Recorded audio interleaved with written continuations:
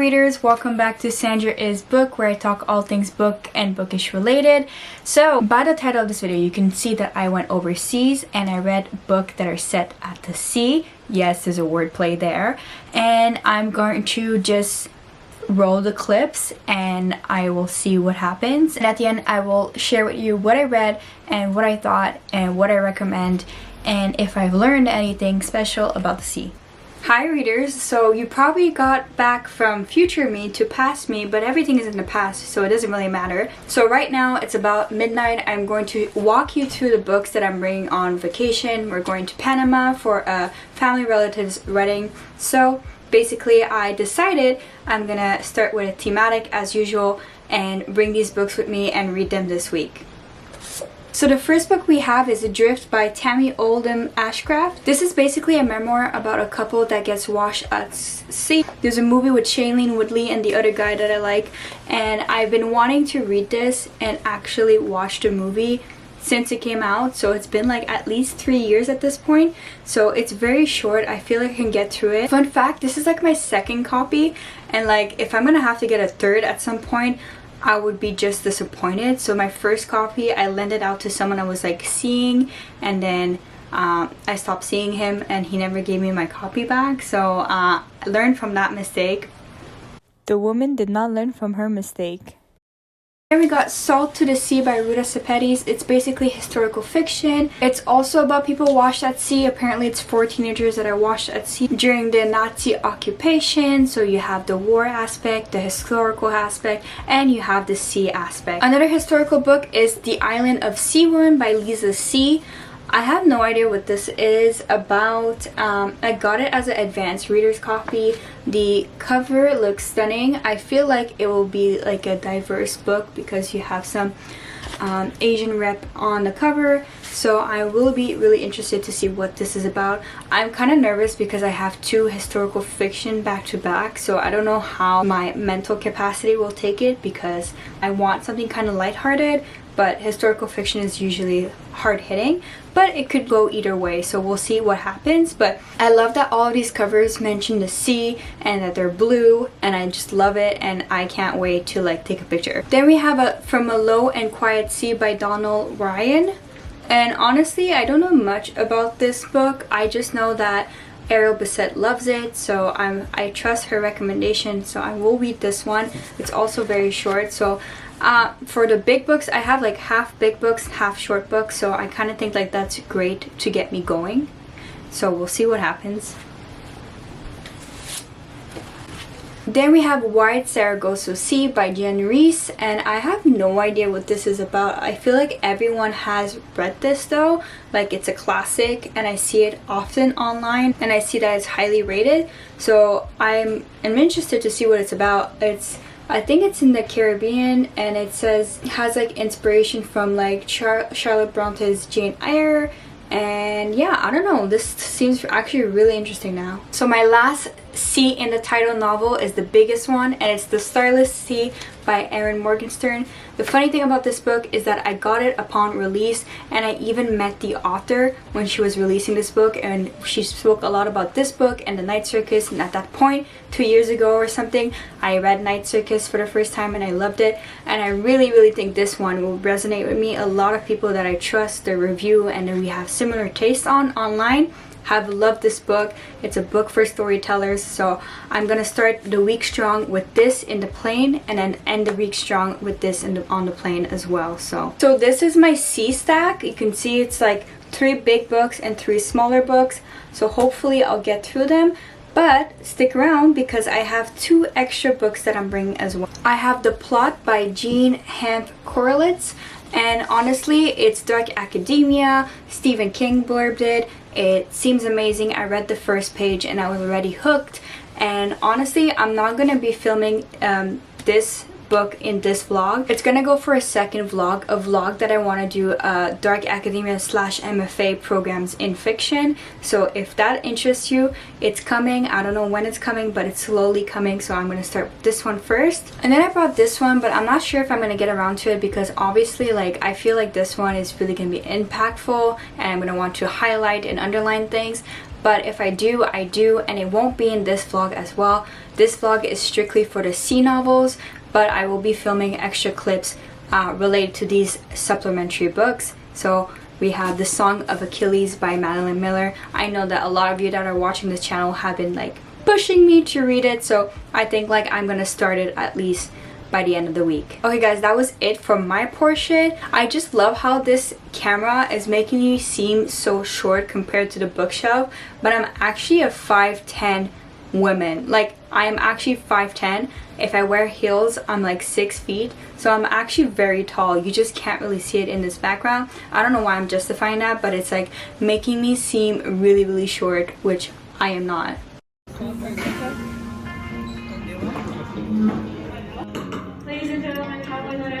Trudeau will now depart from gate B3 at 10 a.m. Thank you. It's not a photo, it's just a video. Oh, could have said so. Are you ready?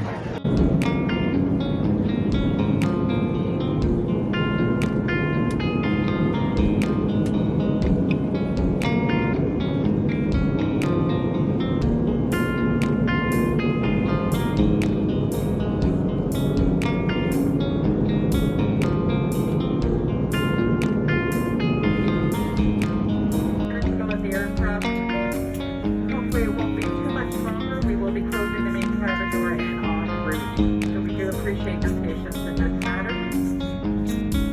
In preparation for departure, please ensure that your seatbelt are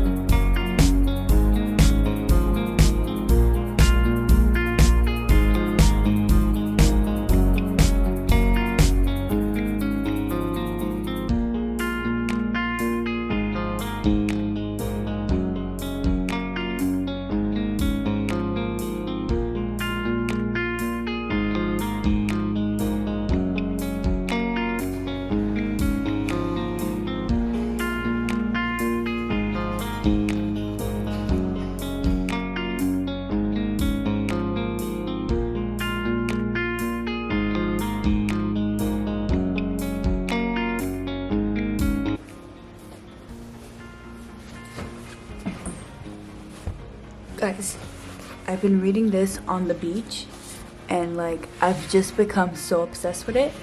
And oh my god, I hate the camera angle. Let me try this. And oh my god, it's so bad. I've been reading this at the beach, and it's so good. Like, I'm slowly becoming so obsessed with it. I just want to know what happens, because obviously they're on a boat, and there's a storm, and they got separated, and it's based on a true story. So I'm like shaking in my boots here. I need to know what exactly happens, and it's narrated from the female point of view, so by Tammy. So yeah, I feel like I never heard anyone speak about this book. So it's already like suffered to some water damage a little bit, but it's okay, it's not that bad. I'm gonna read a bit of this, go to sleep, hopefully finish it tomorrow, and yeah, on to the next book.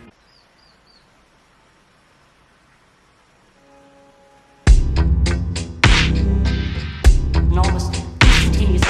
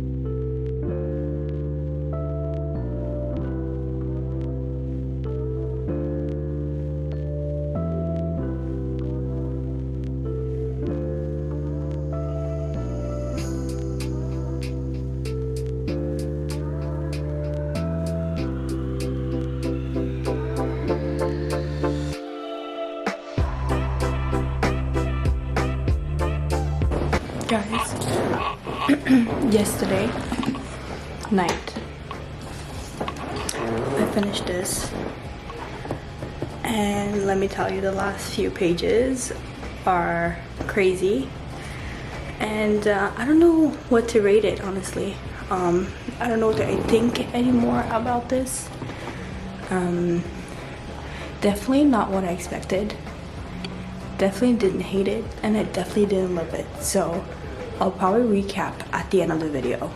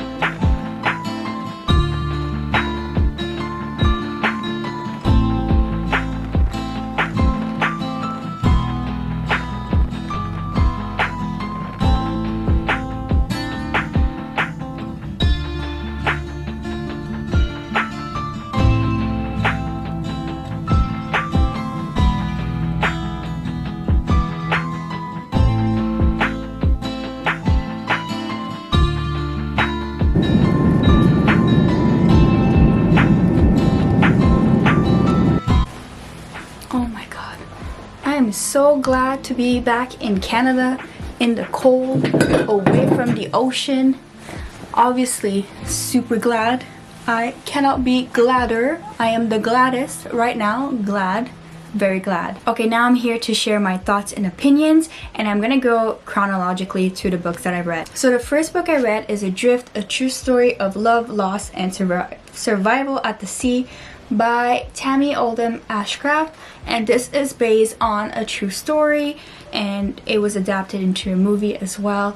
And oh my god, this book, it was so captivating. I was so like scared for the main character, and I feel like she did a great job at recounting exactly what happened, what was her thought process when she was literally adrift on the sea, and you know how she held on and how she continued living her life after the fact. I don't think it's a spoiler because obviously you know it's a memoir and you know that the author herself wrote it, but I will say that there is another element to this book, which is a romance and love and loss, and I won't say more than that, but I highly recommend it. It really, like, honestly, it really made me want to go sailing, but at the same time I'm terrified of the sea right now after reading this one. But I don't know, like, it's so crazy to see how some people overcome these crazy circumstances in life, and it's like, wow, how did you do that? So as if I wasn't depressed enough, then I read Salt to the Sea by Ruta Sepetys, and oh my god, so this is basically following like World War II, and it's following 4 teenagers or younger, you know, young adults, as they're from different background and fleeing from, you know, the reign of Stalin and Hitler, and they are actually going on a ship to like be carried away to a safer land that hasn't been invaded yet. From these 4 main characters, we follow their stories and we see how they intertwine, and they all have a secret and they're all hiding, and you know, there's a lot of talk on identity, loss, family, you know, what it means to keep going, what it means to serve your country and just be the person that you are and the person you were born with. And it's just, it was so much, and honestly I highly recommend it, but at the same time, like, I feel like I had to take like short gaps of breaks between every chapters.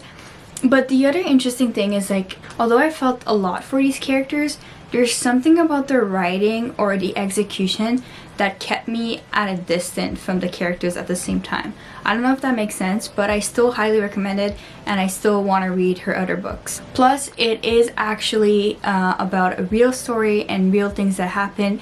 Like, a lot of people lost their lives crossing the Baltic Sea during the war, and this story precisely accounts people that use the Wilhelm Gustloff ship. So that element is super fascinating. That element of history has been brushed over. I've never heard of it before, and I think stories like these are really important. Then we have White Saragossa Sea by Jean Rees, and this author, I believe, is half Dominican, and basically it takes place in the Caribbean island, and this is actually described as a prequel to Jane Eyre. And I kind of feel like I don't want to say more than that, and I just want to say that I am obsessed with this. It was very harrowing to read, although it's very short, and the main character, you feel so much for her. She's the one that's like, I believe, Jane Eyre. I haven't read Jane Eyre, but I believe she's the one that is being likened to Jane Eyre, and you follow her childhood and her adulthood and her eventual fate. And it's just so masterfully written. It's so impactful. It has a lot to do with race, as it follows the divide between black folks and white colonial in the Creole island. And honestly, it's just so hard. It's just hard to read because, you know, the question of race and the question of identity and the question of family and legacy and basically what's hereditary and, you know, even mental illness is, I don't know, everything has been discussed in this book, and I highly recommend it, honestly. Then we have From a Low and Quiet Sea by Donald Ryan. Honestly, this started off so strong, and then the story, like, there was 3 stories and they're interconnecting, and it's interesting to see how they're connected, but at the same time there's just a lot of dissonance. And from the first story was so strong that the other 2 just like fell flat immediately for me, in my opinion. I feel like there was always a lesson to be told, and a lesson in like displacement and in being the other, and then being accepted, and family and love and community, and war again, and then the sea, and then oh my god, I don't know. I feel like I'm gonna have to reread this at some point.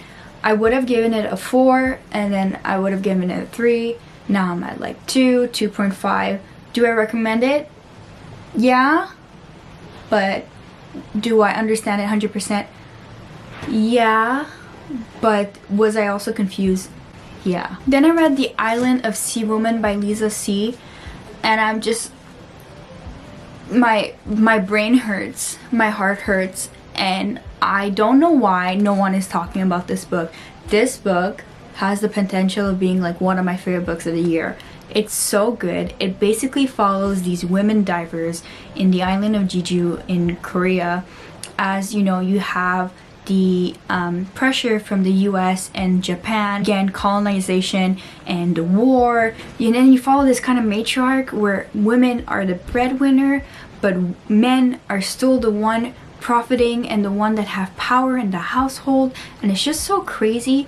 And this story is about family, it's about work, it's about love and survival and friendship, and what it means to like stick to your gun, and what it means to tell the truth, and what it means to survive. And it's just so beautiful. I highly recommend it, and I can't believe no one's talking about this. And because of that, I want to read this author's, like, all of her books. I don't care. I'm gonna read all of her books, because if she, like, this has made me fall in love with historical fiction all over again. Like, no thoughts, just emotions. So then I started reading The Starless Sea by Anne Morgenstern, and I'm halfway through. This is a really long novel. I overestimate actually my skills, and I think this, like, yeah, it's just like, how do I explain it? It's a book for people that love stories and storytelling, and I do enjoy it, and I do like the main character, and I do like the stories interwoven inside the story. However, it's dragging. I'm gonna be honest, like, the first 100 pages I'm like, are we seriously doing this? And then now halfway through I'm like, okay, I like it, I love it. So I'm not gonna give my full thoughts yet, because first of all, I'm filming a separate video for this book, so a separate reading vlog, so be happy to see that. And second of all, I'm not done yet, so basically I want to be done before sharing my complete thoughts. But I read The Night Circus by the same author, and I loved it, I liked it. I kind of had the same feelings about it as I have with this one, but not as intensely as I do with this one, so do with that what you will. And then finally, I did not read The Song of Achilles. That was not part of this video anyways, because I only had 6 C novels and I read almost all of them. Like, I read 5.5. And I also brought an extra book, and it's called The Plot by John Hoff Korelitz, and I'm also like about a quarter in, and I enjoy it so far. But like I said, this is not in this video, so if you want to know what happens, and if you want to know my thoughts on these 2 specific books, my bad, it's gonna be coming up in separate videos. Okay readers, that's it, that's all.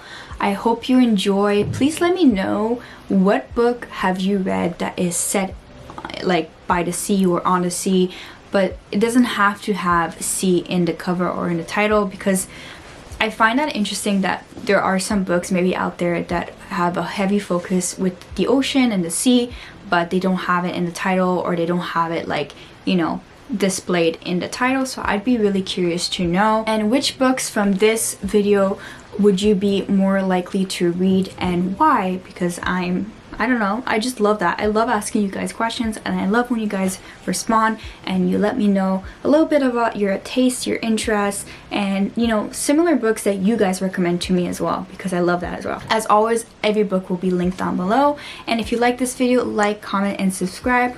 All readers and non-readers are more than welcome on my channel. My goal here is to inspire you to read and help find your next favorite book. That is my only goal, and I would be very happy if that happens.